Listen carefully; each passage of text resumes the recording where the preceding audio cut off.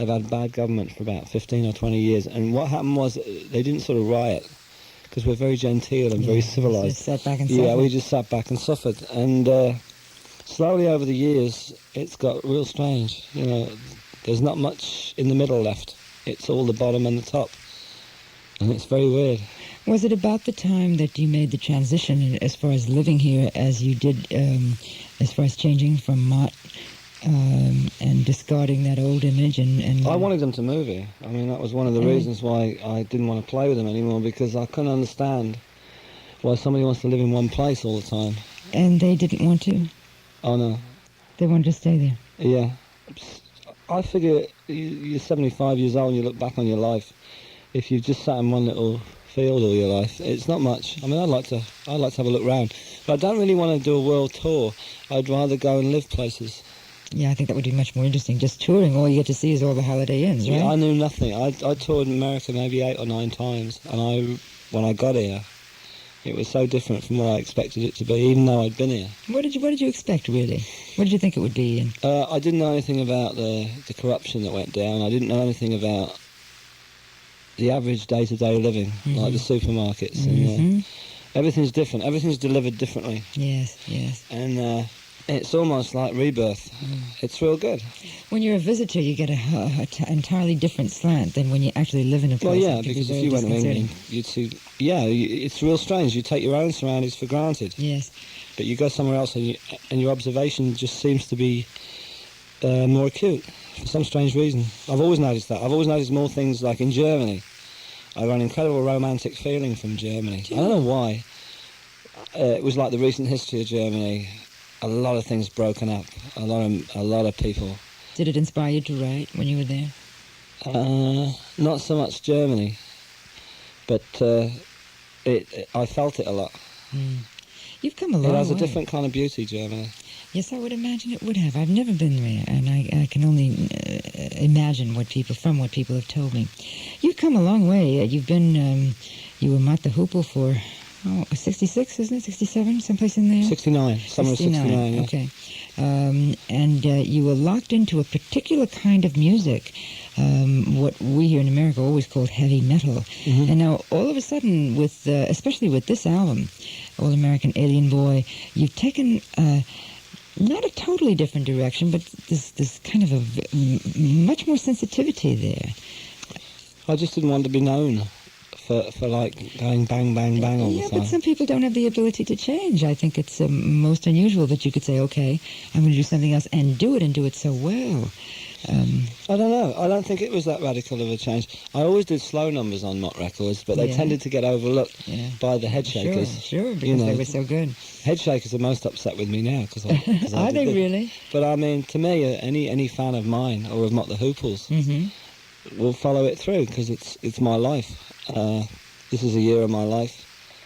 It's very good, really. The way it's played is very good. You know, I'm not talking about me. I'm talking about the whole. Okay. Well, it's a good way to look at it, Ian. That's a very excellent way of observing it. That if there's a lot of uniformity going down at the moment, and I don't like it. I'd rather suffer and do a successful one.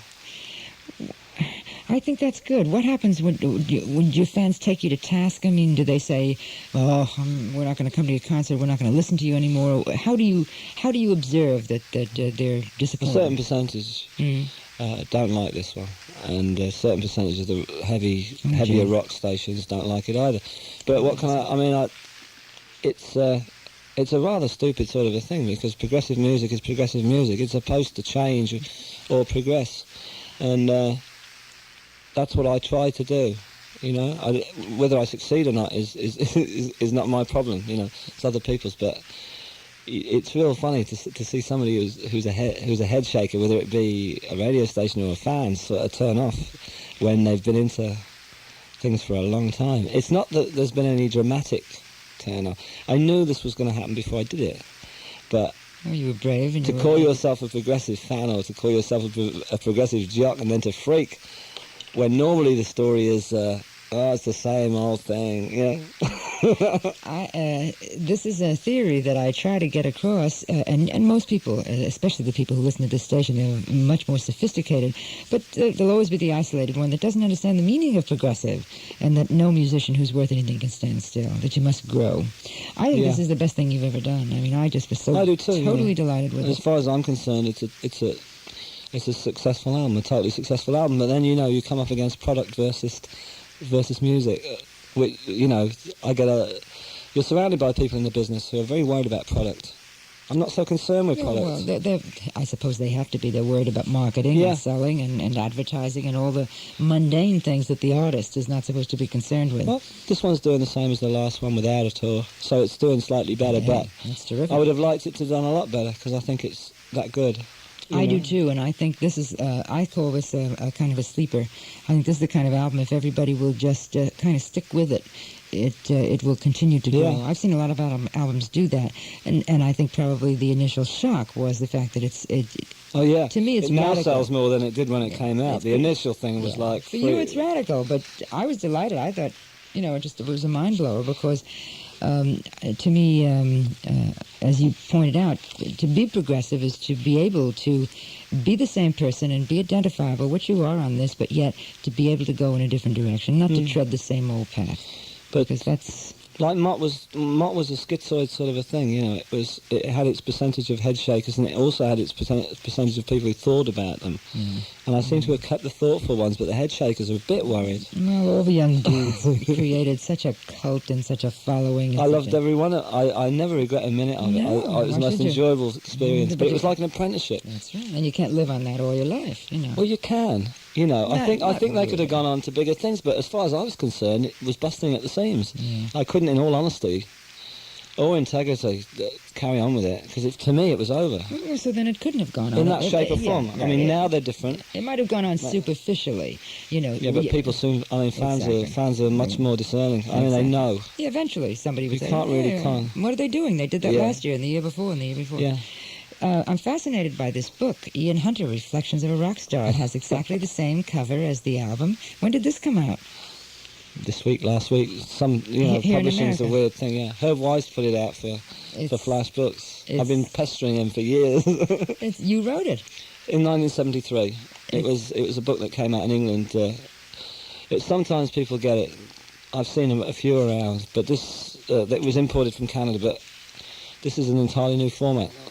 In the English version of the book, there was no photographs. There was, virtually any photographs. It's great. It really is. This one, I like there's lots of photographs. Anybody that's at all interested in the history of Mott and Ian and their tremendous impact and impression, that will be here 100 years from now, I suspect, on rock music. It's got baby pictures, a little boy on a tricycle. It's got pictures of Ian and Mrs. Hunter and all kinds of campy pictures from 1961 with very short hair and pleated trousers that are now back. And my mother wants the photographs back. I don't blame her.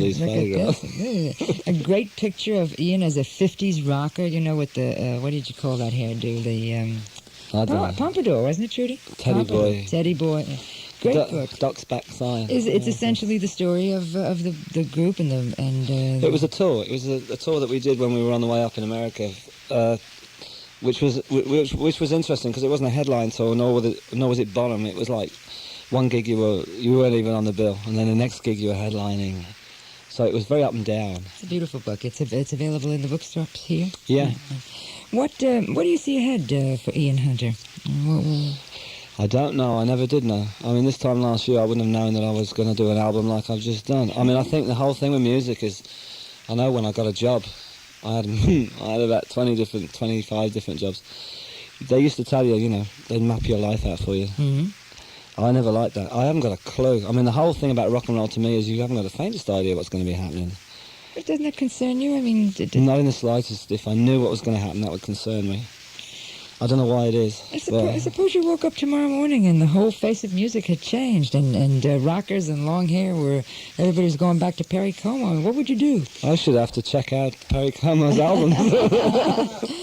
You probably would, wouldn't you? No, I would just I believe in music. Me and Pastorius and a few other people just believe in music. And It's we'll just interesting who you mentioned there. Well, I was just with him for a while, and we were talking about it. On your mind, Jaco Pastorius. And he's like fiery about it. I mean, I've been around a little bit longer, so my fire is somewhat dimmed, but he gets me going again. Yeah. We're on like a little crusade for music, whatever that is, you know. Well, we're experiencing a tremendous amount of crossover now, Ian. Music that is totally acceptable to the progressive listener is now as acceptable to what we call the MOR, middle of the road, and vice versa. Do you feel that eventually it will come together? Could that possibly happen? Where I don't know. I haven't got a clue. I mean, that's more in the hands of the radio stations, surely, than in the... Well, would you like to see that happen? Would you like to see the same music that your mother enjoyed by you and me and your children? Yeah. Why not? If it's good. I don't like pop. You don't like pop? Pop. Oh, pop. No, I don't blame you. That's the only... You want quality. People... If somebody's doing something well, I like it. But if somebody's on a con... Yeah. If it's an image somebody just bought in a store. You think there's a lot of con in the music business today? About the same as usual. And nothing worse, nothing better. What percentage would you say that is, Ian? What percentage? 30 or 40. I mean, I know guys that would be considered pop that I know aren't, because I know they're working very hard. Yeah. And they're considered to be that. There's like hip and unhip. But pop, I'm talking about Mickey Mouse, Chin and Chapman. Mickey Mouse especially, because he annoys me intensely, because he's capable of such good things. You know? And he doesn't try. Doesn't really care. I mean, it's a business, you know. I mean, we know it's a business. Everybody knows it's a business. Everybody get paid every Friday. That's right. But you know, music's like a sea. It's a question of how far you wish to dive in. Now, I get the feeling you're in pretty far. Pretty deep. Yeah. Okay. It's a drag. I nearly drown usually. I honestly don't think there's any trouble with that. I think you'll be paddling along there for a long time. We'll look forward to more progressive albums, Ian. I know the Night people love the album. I get a lot of good reaction, a lot of requests for it. Good. And I hope you'll continue to give us good music. Thank you. Nice to see you. Good. Ian Hunter, our guest here at WNEW FM, Metro Media Stereo in New York. I'm the Night Bird, Allison Steele. We fly together until 2 o'clock.